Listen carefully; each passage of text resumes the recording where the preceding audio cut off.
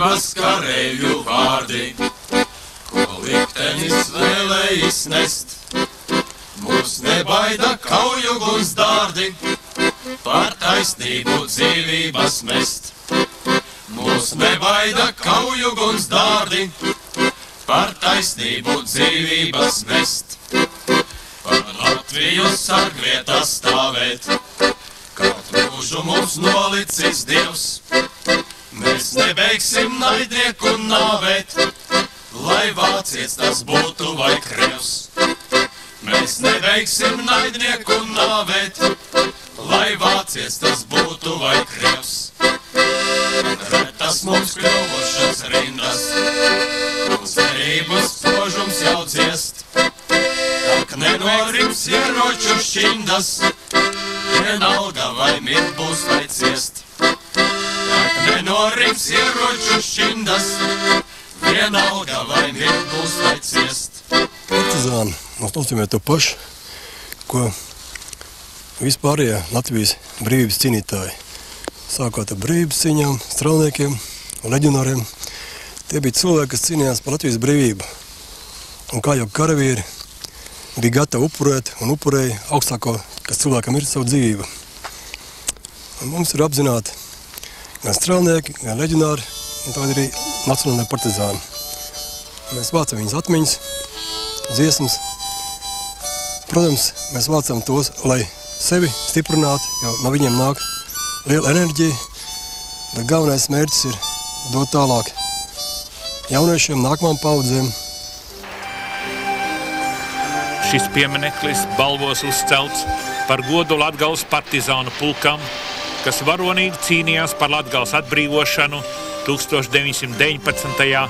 20. gadā. Tas simbolizē Latgales brīvības cīnītājus pagātnē un tagadnē. Latgalē nacionālo partizānu karš pret komunistiskajiem okupantiem sākās jau 1944. gada augustā.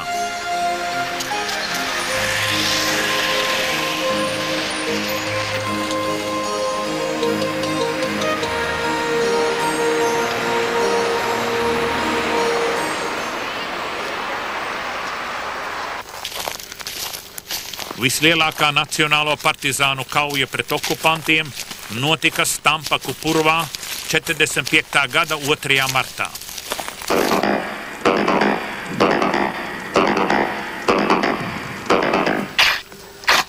Tā no laikas tā. 480 karavīru lielā Čekas karaspēka daļa aplenca Pēteras upes partizānu nometni. Kā atzīts Čekas slepenajos ziņojumos, viņi šai kaujā cietuši nopietnus zaudējumus.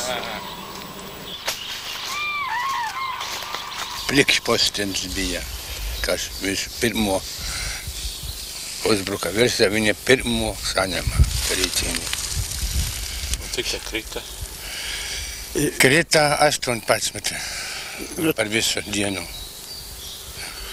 Mans brālis krita. Bet dziļš sniegs bija un apakšā kā ūdens izsutis bija.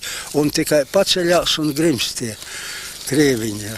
Un mēs viņus pielaidām apmēram varbūt 20 metru. Pilnīgi tu redzi, ka ienaidnieks ir. Un tad bija sarkanā raķete un gāja vaļā. Tur vārījās Kelles katlā.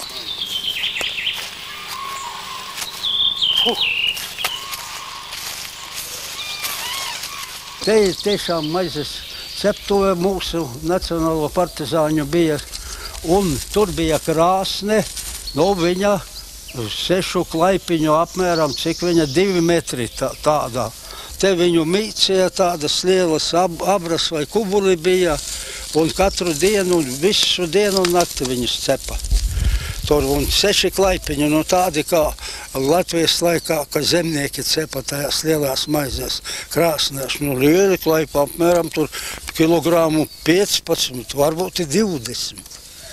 Smuki klaipi, bet maizītes škēra bija dārga.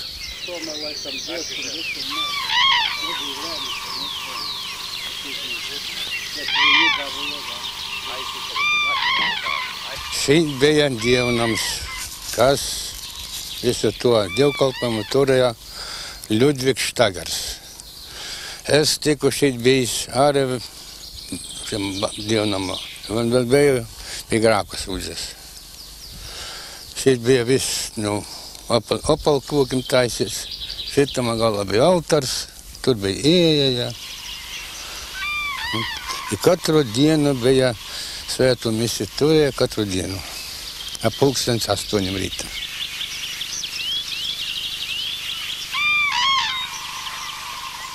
Mēs Ziemeļu grupa bijām. Dadeušas upe bija Žagatas grupa, Dienvidu grupa. Tieši, un tas klājs purs, kur, kā saka, kad nāca virsū mūsiem, tā mēs, kā saka, ar viņiem cīnījāmies. 23 bunkuri. Kur ir baznīca? Baznīca. Tā, tūlīt tās apzīmējums rezerves bunkurs. Baznīca ir... Vai nav šitā?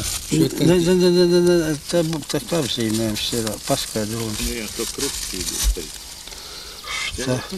Krusts. Jā, rekur, jā. Un šite te bija zirgu mītnes. Mūsiem zirgi bija 32.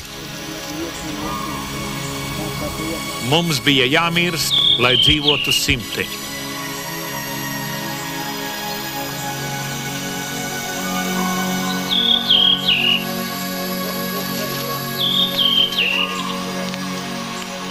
Un cik vispār bija partizāna Stampaka purvā? 360.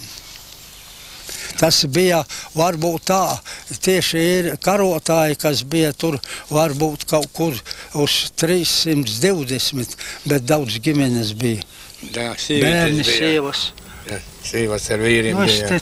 Šitas materiālos kā baznīcas pātaru skaitīja tamā dienā. Tur vairs nebija, kad skaitīt, te vārījās katlā.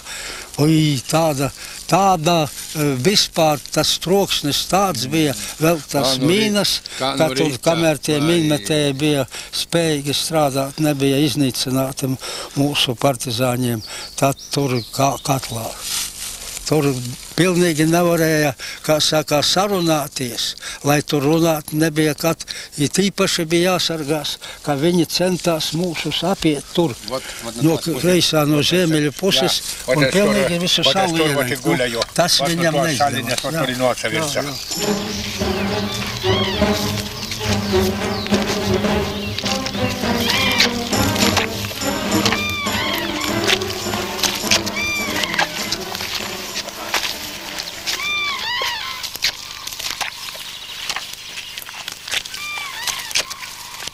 Partizāni pēc Stampaku kaujas bija sapratuši, ka koncentrēšanās vienu vietu, lielās karaspēka vienībās un vienā konkrētā vietā, kā Stampaku purvā, nav efektīvi no partizānu kara viedokļa arī, ja?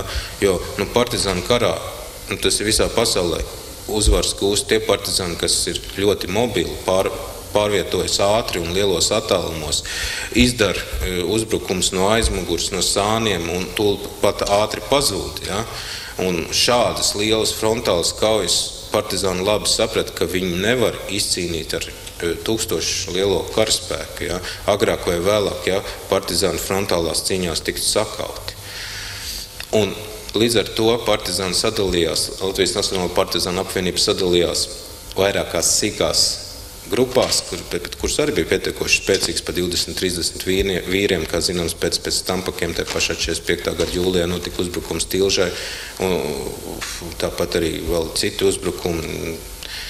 Izveidojas otri Latvijas Tēvzemes sarga partizāna apvienība, kur decembrī jau ieņēma vietas izpildu komiteju, un ir zinām līdzīgi tādi uzbrukumi gan ciempadomiem, gan padomju okupācijas kombatantiem. Pēc šīs Stampaku kaujas arī secinājums izdarīja iekšlietu vadība gan Maskavā, gan Rīgā. Tika pavēlē uzdots pirmkārt izmantot aģentus un operatīvās darbības metodas, un tikai tad karaspēku palīdzību pret Nacionālo partizānu likvidēšanu. Tātad šie akcenti tika pārlikti nevis uz karaspēku izmantošanu, bet uz čekas spiegu ielaišanu partizānu pašu vidū.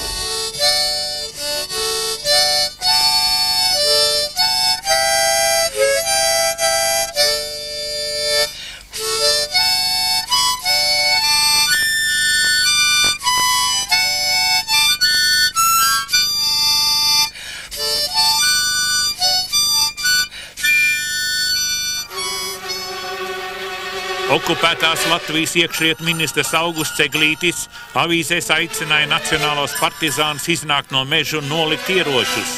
Ar savu parakstu solīja piedot visus grēkus. Tajā brīdī liekas, ka cits izējas nebija vairs, kā tikai legalizēties, jo tomēr lielāks iespēja bija saglabāt dzīvu. Ja mums visapkārt aplenca armijas karaspēks. Un tā man atsūtīs personiski arī Eglītes rakstu, un mēs vairāk legalizējamies. Bet izrādās, kādus gadus 3-4 padzīvojumi, mūs viss, kas legalizējās, tāpat ar mani arestēja un notiesāja. Paziņā, ka es esmu izolēts uz 25 gadiem stingrā režīma lagerī. Čekisti, protams, neturēja savu vārdu. Agrāk vai vēlāk viņi arestēja legalizējušos un tiesāja. KGB arhīvi glabā vairāk nekā 50,000 lietu par latviešu patriotiem. Tiku Kabeļas grupā. Tur bija ievainotie, cik tur bija iespējams, tik ārstiem. Tad maijā bija sakeršanās Pūzes grupai, un tur tika ievainots ļoti smagi viens. Izrauts viņam bija viss gurns līdz kaulam un roka. No Kabeļas mani aizveda uz turieni. Mēs aizgājām tur. Tur es viņu ārstēju, kamēr viņš tika uz kājām. Pēc tam, tas bija septembris, ka septembrī bija visu grupu vadītāju sanāksme Usmā. Līdz ar to mani viņi paņēma, jo iekšātē bija 2 slimnieki. No tās grupas tur bija tas Margaras Vītoliņš, kas visus nodeva, visu Kurzemi, tur, kur viņš bija, tie visi bija pa tīro. Viņu vienreiz ir redzējis, viņu vairs var atcerēties visu mūžu. Es viņu tagad redzu pilnīgi kā spogulī, kāds viņš bija. Izveicīgs viņš bija. Sniegs bija tas, kas viņu ievilka iekšā. Kā viņu nesapraties, nezinu. Viņš man bija izdevis pats, ka viņš uzdevās arī par mākslinieku, ka pie viņa nāk partizāni, ka tur ir vajadzīgs cilvēks, kas viņus tur uzņem un viss, bet viņam jau bija citas. Tā kā viņš visus mūs nodeva. Jūs notiesāja uz? 10 gadiem un 5 bija ar neizbraukšanu. Mums viņš nav uzvarējis. Komunisms. Tā kā mēs palikam, kāda mēs bijām. Feldbergam bija šausmīgi žēl. Viņš man teica tā, padomā, man 21 gads, vai nav žēl viņam tā kā bailes saistīt mani, jo viņam piederīgi ar visi izvesti. Un es saku, nē, vienalga, ja es varu palīdzēt, es palīdzēšu. Ko es viņiem varēju sākumā palīdzēt, tur viņiem vajag kaut kādas medikamentus, kaut ko viņiem vajag. Un čekā, kā man gāja čekā, sitēs bija Matisons, un mani lupināja tā, es biju visa zila kā katla dibens. Šitien man bija balts kājas, bija balts apakšas, es biju kā katla dibens melns, līdz es biju vesamaņā uz grīdas. Visi bija par to, vienalga, kas ar viņiem notiek, viņi cīnīsies līdz pēdējiem. Es nekad neesmu domājis par to, ka es esmu velti gājusi. Nē, kas neizdevās, tas neizdevās, ko darīs. Visos Latvijas apriņķos partizānu vienībās bija sievietes. Latvijas vēsturē nekad agrāk tik plaši sievietes nebija piedalījušās kaujās kopā ar vīriešiem.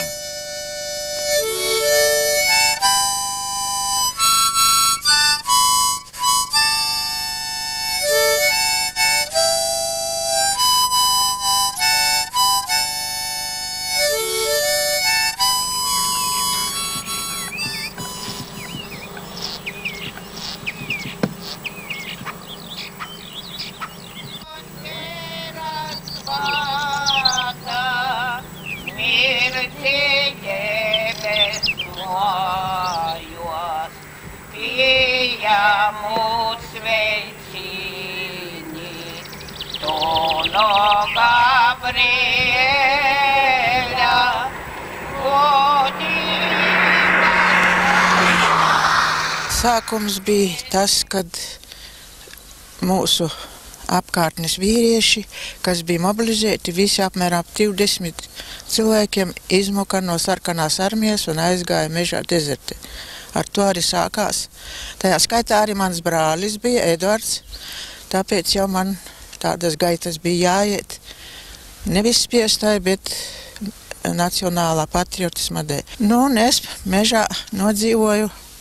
Tātad ne jau dzīvoju, bet darbojamies, strādājam līdz 49. gadam oktobrim. Dzīvojam vienā zemnieku mājā, kur mums bija bunkurs, mēs bijām 17 cilvēki. Nu, un man kā sakarniecei, kā sievietei, svešā pusē vienmēr bija uzdevums ziņas ievākt, pēc maizes aiziet, kur ir savākta, lai vakarā vīri var aiziet pakaļ pēc veļas. Un es aizgāju pie viena mūsu atbalstītāja, kur notika nodevība. Tur mani saņēma ciet un lika vest tur, kur atrodas bunkurs, no kurienes es atnācu. Jo tur, kur biju pateikusi tam mūsu atbalstītājam, tur meža brāļu nebija. Nu, un tad jau mani strostīja tā, kad vispār es paiet nevarēju, mani vilka pa zemi, bet vienalga es aizvedu uz mežu, uz citu pusi, kur nebija nekādas man jēgas, vai tur ir meža brāļi, vai tur nav, bet man citas izējas nebija. Un tur mani vēl reiz strostoja, jau vairāk sis nekur nebija spējīgi, tikai nogāza gar zemi, uzsēdās virsū un sita par kāju pēdām. Jūs nevarat iedomāties, tur es zaudēju samani. Nu, un kad aizvedu uz Rīgu, mani atklājās. Šeit jau viņiem neinteresēja, jo es biju stāvokļi Rīgā, es dzemdēju dēlu 50. gadā, 23. martā. Un, kad pieņēma dzemdības, tas vīrietis paskatījies uz mani un nolamāja nekrietniem vārdiem, kā es varēšu tik negodīga māte būt, tādā vecumā kaut ko darīt, lai tikt vaļā no bērna. Bet, kad es paskaidroju, ka tā ir čekas darbība, ka mani sita mocija, tam jau viņa noticēja, jo uz manām miesām vēl bija zilumi. Nezinu, bet dzelteni, ziniet, kāpēc tādas lielas sišanas ilgi turās dzeltena miesa. Mans dēls izturēja, un es arī izturēju, jo es biju tik nomocīta, ka man bez asins pārliešanas pēc dzemdībām būtu jānoliek karote. Pateicoties Eglei Līvijai un Jēkabsonai, kuras man izglāba dzīvību.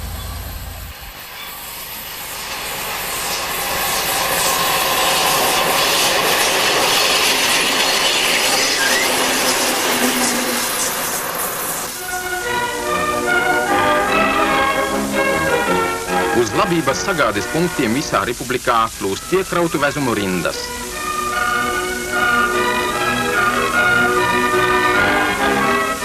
Aglonas pagastā labību valstī kā pirmie nodeva Jānis un Franciska Batari. Tikko bija nopļauti rūdzi, viņi negaidīja kuļmašīnu, bet rokām izkūla labības daudzumu, kāds bija jānodod valstī. Darba zemnieks, pirmrindnieks Jānis Batars saprata, ka labības piegāda valstī viņa pirmais pilsoņa pienākums, kas jāveic nekavējoties. Sekojot biedra Batara priekšzīmei, uz labības sagādes punktu ar vezumiem devās arī citi Aglonas pagasta zemnieki.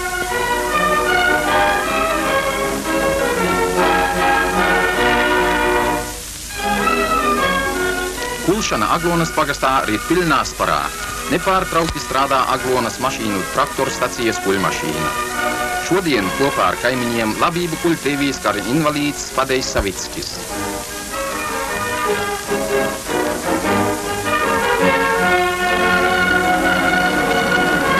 Traktorista Antona Bebra vadītais traktors strādā bez traucējumiem kā labs pulkstenis. Bijušais Latviešu gvardes divizijas karavīrs Savickis jau gatavo pirmos maisus, ko vedīs nodot valstī, lai arī labības piegādē ietu pirmajās rindās. Valsts operas un baleta teātrī notika biedras Staļina 70. dzimšanas dienai veltīta svinīga sēde. Latviešu tautai ievadrunā teica Republikas ministru padomes priekšsēdētājs biedrs Lācis. Par savu atzimšanu jāpateicas padomju varai, bolševiku partijai, lielajam vadonim tēvam un skolotājam Biedram Staļinam. Tas ir Viļa Lāča paraksts uz ministru padomas lēmuma par latviešu izsūtīšanām uz Sibīriju. Tās notika 49. gada 25. martā visā Baltijā. No Latvijas izveda 42,000 cilvēku, bet arī tas nespēja sagraut tautas pretestību okupantu varai. Galvenais mūsu uzdevums bija izdot avīzi. Tas man nāca arī no Ziemeļlatvijas puses priekšlikums izdot tādu avīzi. Un tad es sāku izdot viņu. 3,5 gada. Tur vairāk bija uzrakstīts tas, kas nāk no ārzemēm. Ārzemju informācija, tā kā es klausījos visas stācijas, arī angļu stācijas, un tad to rakstīju, ko padomju avīzes nerakstīja par mums. Es vienmēr rakstīju to. Tādā ziņā. Un arī man vienmēr bija ievadraksts, kas uzmudināja cilvēkus. Iebrauc bija vienā mājā, un tur viņu bija labi pieņēmuši. Un tad teikuši, ka varot arī vakarā atnākt uz vakariņām. Un viņš bija arī noticējis. Un kā vakarā bija ieradušies, tā bija šauti. Viņš bija tieši no šauts vadoni tā laika. Mēs viņu apglabājām ar godu. Un tad vēlāk tomēr mūsu visa tā grupa teica, ka tiem cilvēkam nevar dzīvot tādi cilvēki, kas var nodot tēvu zemi. Un tad viņi tika nošauti. Es ar par to uzrakstīju pēc tam, kāpēc viņi nošauti, un ka tā ir tautas nodevība. Nebija jānodot, varēja jau nenodot. Neviens nesteica, lai viņu nodot. Partizānu dziesmas, te ir cīņa par brīvību. Te ir daudz, man ir daudz diezgan to dziesmu. Tā lūkšana, tā bija arī ielikt avīzē. Tur bija, kad mans brālis nomira, tad pie partizāņu kapa. Viršu ziedu klajumā zilā miera vieta, tur klusa. Priedes, kur salt ko lielajā silā, rasta tev pēdējā dusa. Virts pār kokiem zvaigžņu saktas, mūžības dziesmu dzied vējš. Sāves un cerības kapā laktas, trieciens, ko salauza spējš. Skaistākās rozes, viršus un smilgas, kopiņu rotājam tau. Karstākām stēvzemes brīvības ilgām siedoja dzīvību savu.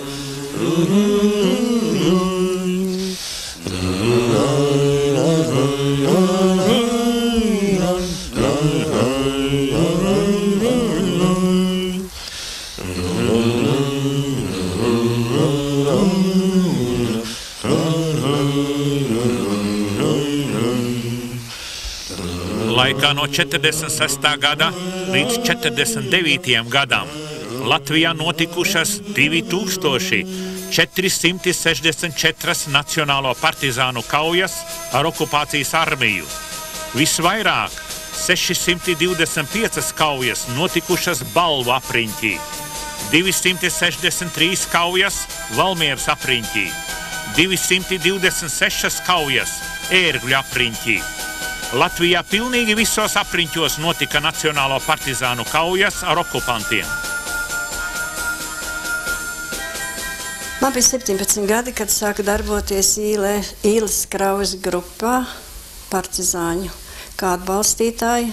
Ar mani kopā bija arī atbalstītais brālis, jaunākais Elmārs, tēvs un māte, jo 3 brāļi vecākie Arvalds, Uldis un Jānis bija jau tiesāti un izsūtīti uz 25 gadiem kā leģionāri.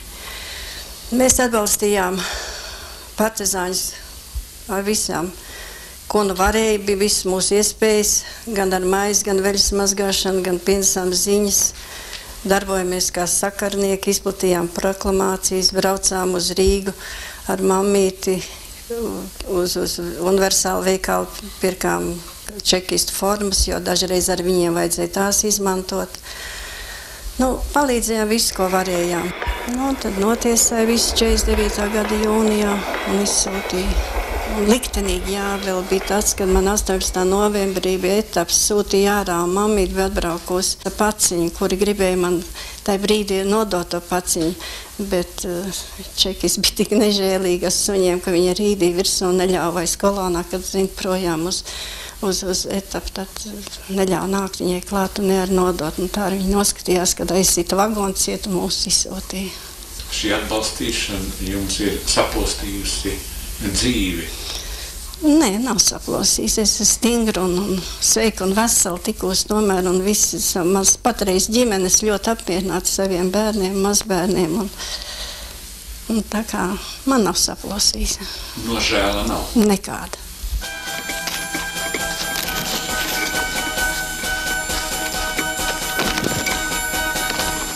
Ziemeļkurzemē ļoti varonīgi cīnījās Pētera Čevera partizānu vienība.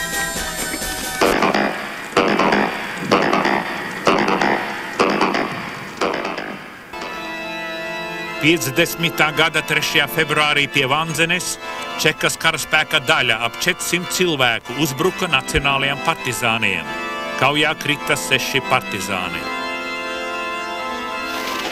Tikai 2 no šīs partizānu vienības šodien ir dzīvi.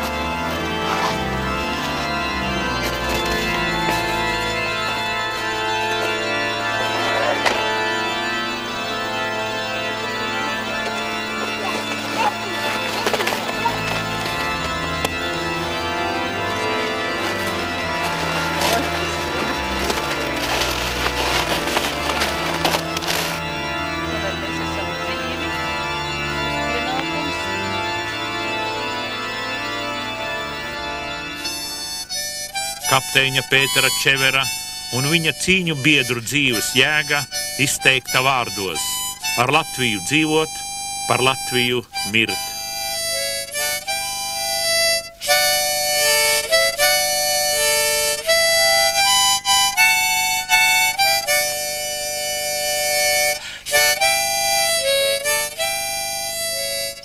Es izmuku no izsūtīšanas 49. gadā. Un man jau Kandava sāka trankāt, jau Čeka sāka interesēties jau. Un es domāju tā, kamēr man pēc pieredzes 41. gada izsūtītajiem, ka vīrieši visi aizgāja bojā, tad es domāju, labāk es paņemu kādu līdzi un neaizēju badenāvē. Dabīgi dzimtene. Tas ir jautājums, man liekas, atkrīt. Man tēvs pēc kapitulācijas tulītās atnāca partizānos Pētera Čevera grupā 45. gadā. Es 49. gadā martā. Brālis pirms man 48. gadā. 49. gadā sākumā sākās izvešanas. Un tā kā bija jau zināms, ka tēvs atrodas šeit mežā un brālis arī man draudēja tā paša izvešanās. Lai tas nenotiek, es atnācu šurp grupā, Čevera grupā. Un bija līdz 50. gadam, februāra mēnesim, 3. februārim. Šeit bija grupa, visi 19 cilvēki. Mūs atklāja tādā sakarībā, kad bija nodevība. Norunāts bija rudenī, kad ziemas laika neviens nedabūs zināt, no malas tikai partizāni, kas atrodas šeit. Un lai nebūtu nekādas nodevības, nenotika, lai nezinātu neviens to. Bet tā, ka tomēr bija viens cilvēks, un kuram bija uzdots tas, lai uzzinātu, kur ir tas bunkurs mums. Viņš uz Jaungadu atnāca mūsu grupā ar visu kopēju piekrišanu tā, lai tomēr būtu tā, ka uzticams cilvēks, visus tos daudzos gadus viņš ir. 45. gada viņš kā atbalstītājs. Atbalstītājs bija šeit. Un tā viņam tas bija uzdots no čekas, viņš to izdarīja, un tagad februāra mēnesī pēc Jaungada atvedi karaspēka daļas, kas ielēnas mūsu šeit un pacēla no bunkura. Bunkurā bija arī man tēvs un brālis šeit un pārējie visi. Tēvs un brālis krita. Tālāk atejot no bunkura, pirmie šeit krita uz vietas Liepa, kas vēl to var nosaukt, Siliņa Ilga un Sirmais. Pārējie mēs visi izgājām cauri aplenkumam, brālis krita pie aplenkuma, turpatās atejot mēs blakus, kā reizē bijām. Tēvs bija sašauts, tas nošāvās pats tālāk ejot. Ilgors var nošāvās. Ilgors nošāva blakus turpatās. Ilgors tulīt krita man blakus. Mēs bijām tikko stīgu pārgājuši pāri, un brālis nokrita vēl atpakaļ. Es pagriezos, paskaties, viņam palika pašauteni uz krūtīm, un tā viņš palika guļot. Mēs sadalījāmies pārējie, kurā es atkal pie pazīstamiem pārziemojam, un pavasarī visi satikamies. Tas, kas nodevējs bija, to mēs, protams, daļa bija, kas gribēja, lai viņam to arī atmaksāt par to, bet tā kā grupas vadītājiem bija lielāks tur teikšana un darīšana, kā jau tas viss pienākās, tas tomēr teica, ka nav vajadzīgs nekādas aptriebības taisīt. Un tā mēs nodzīvojam līdz rudenim. Atkal nodevība. Tā bija speciāli sataisīt grupu, atkal mežā. Jā, lai satiktos, jau nebija viņiem nekādas iespējas ar mums, iznīcināt mūsu grupu.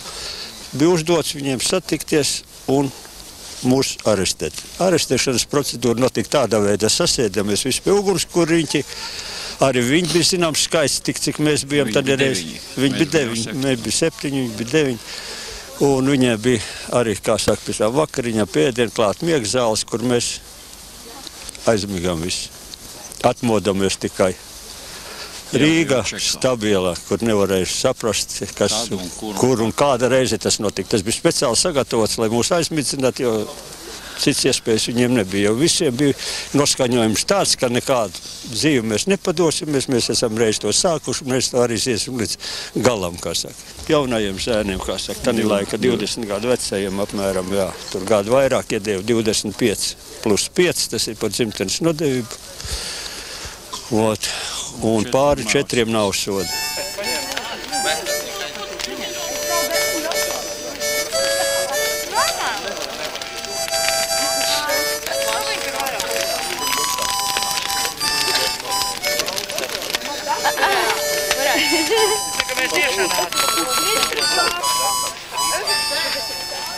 Te mēs pagājuši gadu rakām, jo paši rakām un meklējām sauktās sagvārdu čiepiņa, faktiski vallīja bišķi. Jo tā eglē ir iegriezts krusts, un pēc tā mēs atradām, bet viņu vēl neesam atraduši. Jo pēc 50 gadiem dabīgi, ka te visi mainījies un nevar jau atcerēties ar vairs. Mēs gribam pārabiedīt Lestens brāļa kapos, kuru pagājuši gadā pārabiedījām jau Rūda Rudzīti, kas arī bija mūsu grupā.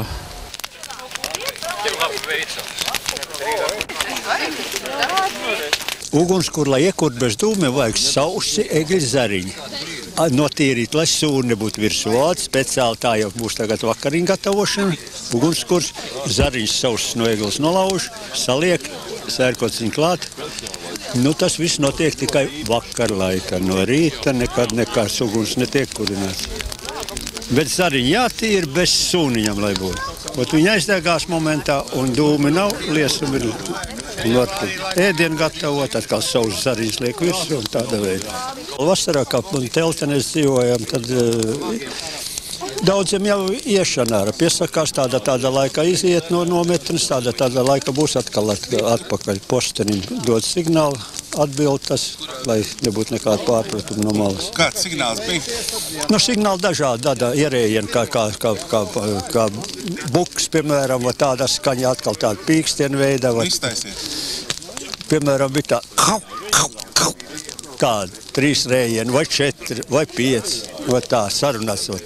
Ja būs 5, piemēram, jāatbild uz 3 atkal tāda veida. Tas viss notika, lai neienāk neviens cits tāds numens netik lūmu klāt postenim.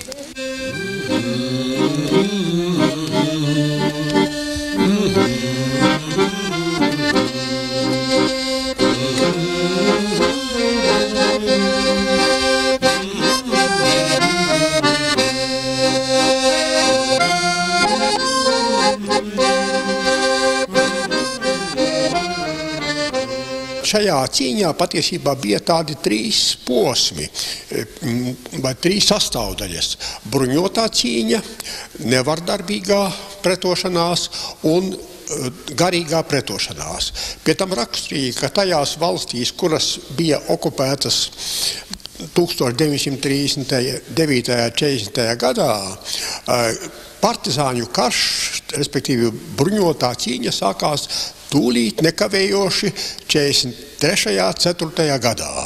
Bez kaut kādas, tā sakot, laika atstarpes. Tajā laikā, kad Polijā, Čehoslovākijā, varbūt Vācijā bija novērojama tikai nevardarbīgā un garīgā pretošanās. Kopumā Latvijā piedalījās Nacionālajā partizāņu karā apmēram 20 000 cilvēku, un viņus atbalstīja apmēram 80 000 cilvēku. Totalitārisma sēka dokumentēšanas centra pētījumos secināts, ka Latvijā laika posmā no 1945. gada līdz 1953. gadam ir darbojušies ap 80 speciaģenti kaujinieki, no kuriem ir zināms 63 konkrēti cilvēki, kuri ir nogalinājuši 166 nacionālos partizānus un sagūstījuši 58 nacionālos partizānus. Speciaģenti darbojās pret svarīgākajām nacionālu partizānu grupām. Tātad visasiņainākie no šiem nacionālo partizānu apkarotajiem speciaģentiem bija Arvīts Gailītis, kurš nogalinājis 18 nacionālos partizānus un 12 sagūstīs, un Jānis Klimkans, kurš nogalinājis 12 nacionālos partizānus un piedalījās viena partizāna sagūstīšanā.